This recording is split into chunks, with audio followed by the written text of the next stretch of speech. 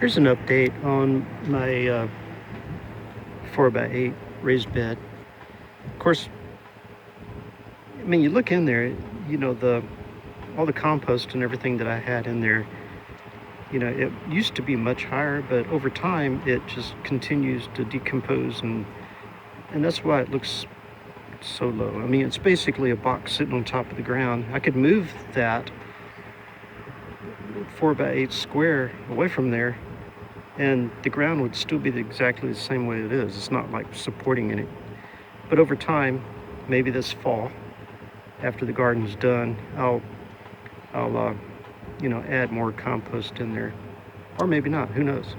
Maybe I'll just do something different over here. But I just wanted to show you how the different things have come up from seed, like volunteers. Pretty little tomato plants.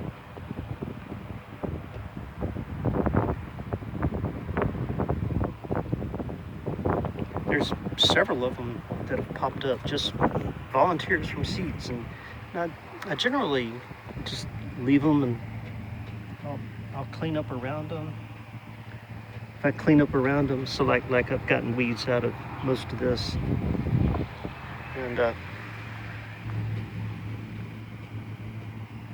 right there is just a bunch of little tomato plants. And what I'll do is after they get a little bit bigger, I'll just kind of like scoop out the roots and the dirt and divide them up and replant them elsewhere.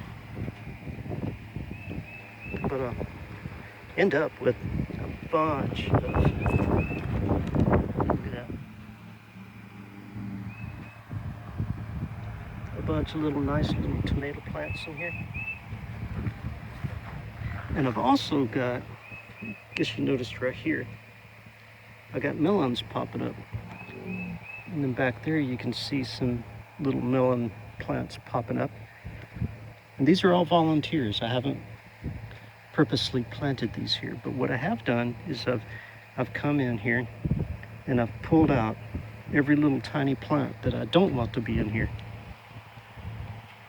And that's how you get your gardens looking good, is you pull out by the roots all the little tiny plants that you do not want in your garden, and leave what you do want.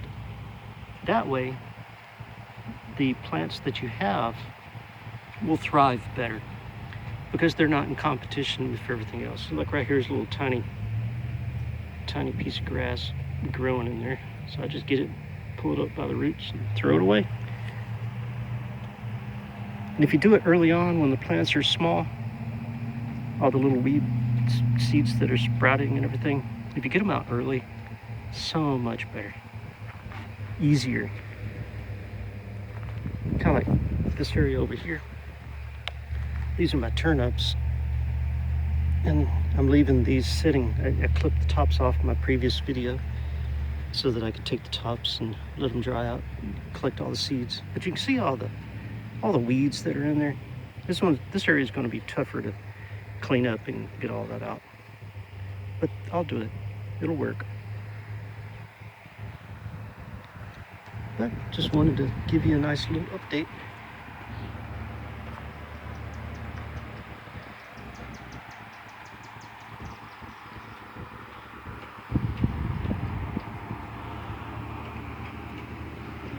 And there are other volunteers around here too, like little tomato plants. Little tomato plant there, tomato plant there, tomato plant there. I think those are Kale. I've got these darn little black bugs on them. I don't know what those black bugs are, but I need to be putting some. I don't always do 7 dust, but I think I'm gonna have to do some 7 dust. And a tomato plant here, here, and here. So I've got volunteer tomatoes popping up all over. Sometimes they're really hard to see, but this one's Kale and that one's Kale. So I've got little Kale plants popping up, tomato plants. Back here as well are a couple of volunteer tomatoes. 3 of them. Look like one of them fell down. And right there's a couple of them. I need to water them. I mixed up a batch of water with some Miracle Grow, not for, oh, there's a little tomato plant right there. See, I'm finding volunteers even out here where it's hard to find them. But I was just letting this sit and letting the chemicals in the water evaporate out. And this has sat probably 4 hours out here. So I'm going to use this and go around and water some of these little plants that look like they need watered.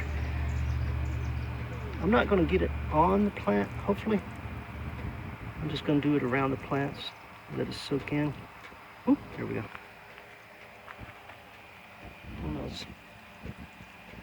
The cat wanders through here and steps on them. But hopefully that'll help them out a little bit. I'll come back here in a little while and water some more of them. And this is my first feeding with the Miracle Grow. I have done, you know, just bring out regular, just water. But we've had some really, really hot days, and I figured I'd just go ahead and water them with some Miracle Grow. But it's not very strong. I don't want to burn them. It's easy to burn the plants with too much nitrogen, and you definitely don't want to burn them with too much nitrogen, because that'll kill them pretty darn quickly.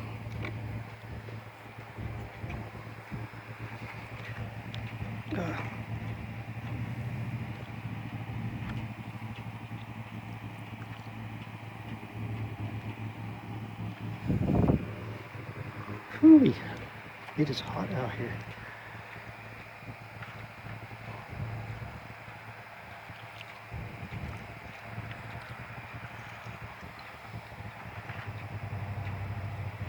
If I run out of this before I get them all done, I think that's fine, because I can always go in and make another batch.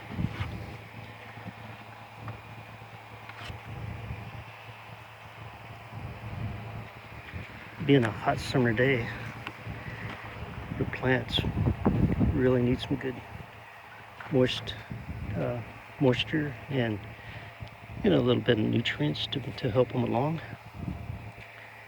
And those look like they really need it.